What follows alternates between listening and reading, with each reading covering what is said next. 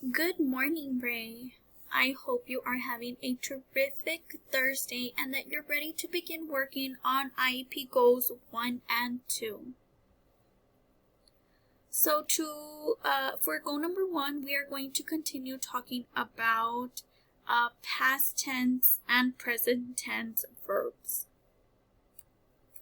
So we know that past tense verbs are things that have already happened.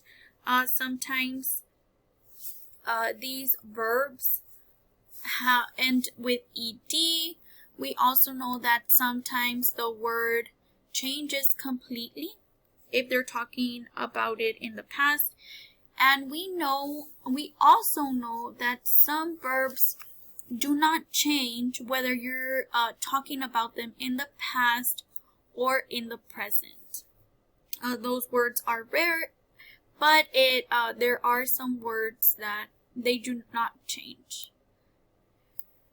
And then we know that present verbs are things that are telling us what is happening right now, right this second. Like in this picture, they're telling us he smiles and drive. And over here, she looked, she smiled, and she waved. And for today's worksheet, we are going to continue to work on irregular past tense verbs. However, we are going to work on sheet 6 today. So if you please have this worksheet, get it out. So Ray, this is the worksheet we are going to be working on. We have 10 questions. And we are going to change the present verb to the past. So I will be doing 2 questions with you and you will be doing the rest on your own. So for the first one, it says, today I wake. And now in the past, how would you say wake in the past? Yes, good job, woke. So here we are going to write, and don't forget to write in a complete sentence. Today I wake, yesterday I woke up late.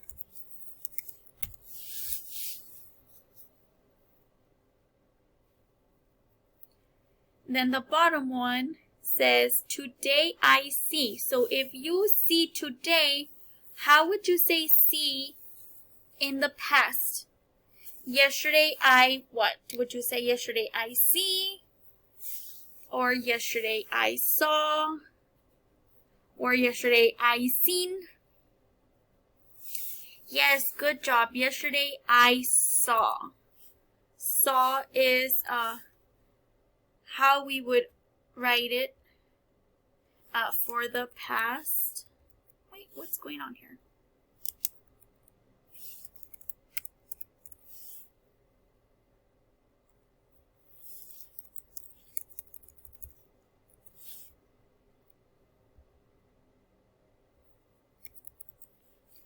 Yesterday I saw a bug.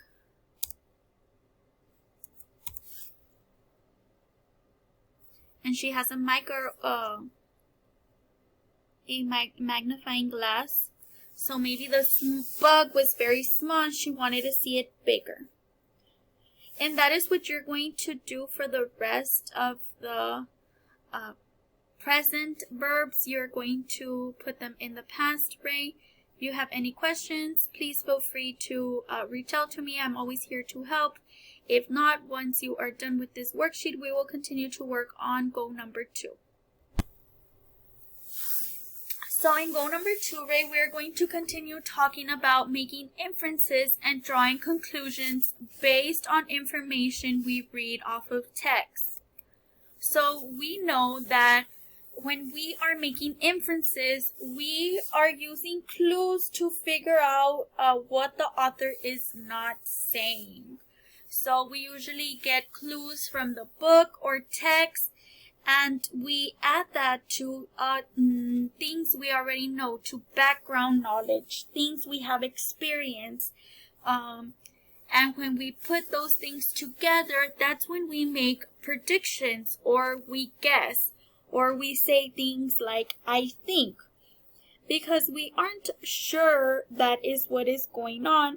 However, but because of the clues we get from the text and things that have already happened to us, or that we've seen or we've read about, we kind of give ourselves an idea of what is going to happen next, or what is happening at that time.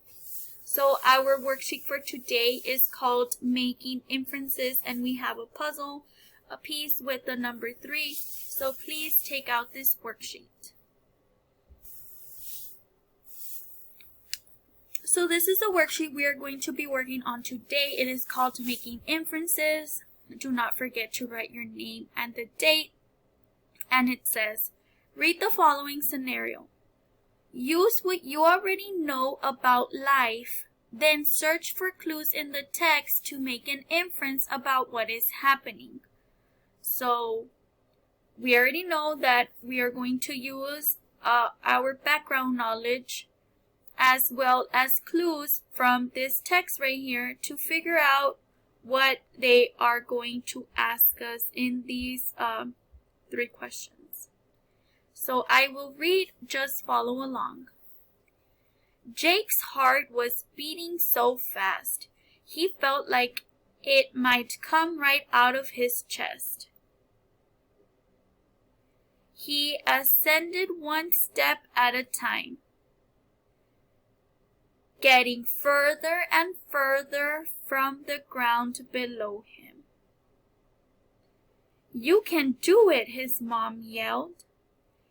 He glanced over at the lifeguard as he approached the edge of the highest possible platform. He nodded as if to say, it's all clear, go ahead. He counted to 3 in his head, closed his eyes, and stepped on the platform. He knew he could do it.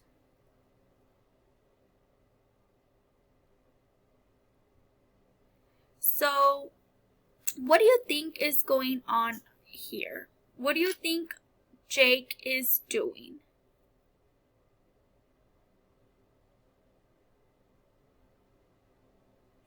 So we know he's going up like a ladder because he's going 1 step at a time. And he's getting further and further away from the ground below him. So we know he's up in the air. Well, not technically in the air. He's like climbing a ladder. However, we know he's not on the ground. Another clue that also can tell us what is going on is a lifeguard. Where do we see lifeguards, boys? Yes, Ray, we see them at the beach or at swimming pools. So that kind of tells me he's at a pool where there is a lifeguard. Then we know he approached the edge of the highest possible platform. So we know that there's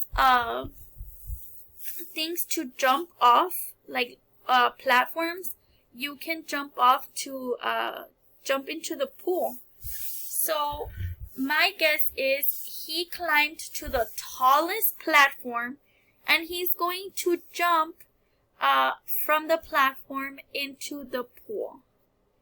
That is my guess. Do you agree with my guesses? Do you think that is what's going on?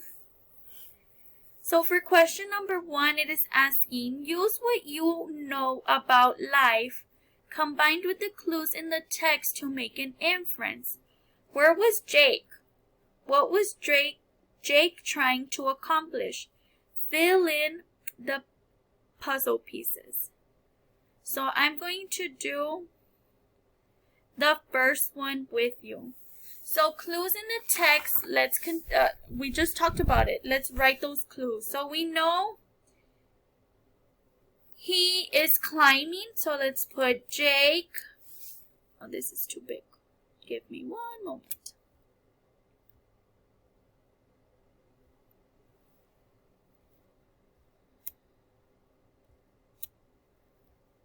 Jake is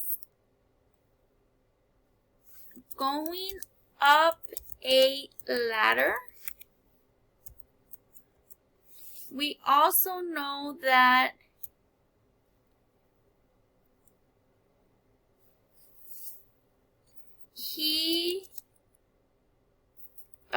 the clues in the text, let's put the lifeguard. So we think he must be in a pool.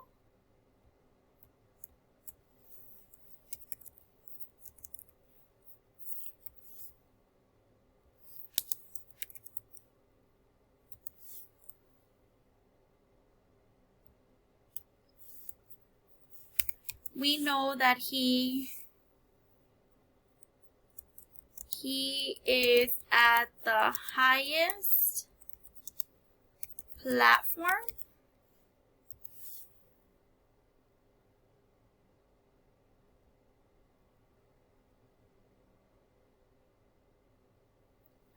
So those are clues that helped us help us figure out what we think is going on. So I helped you with the clues. Now I want you to tell me what you know. What do you know about what we just read? And then tell me the inference, what we think is going on.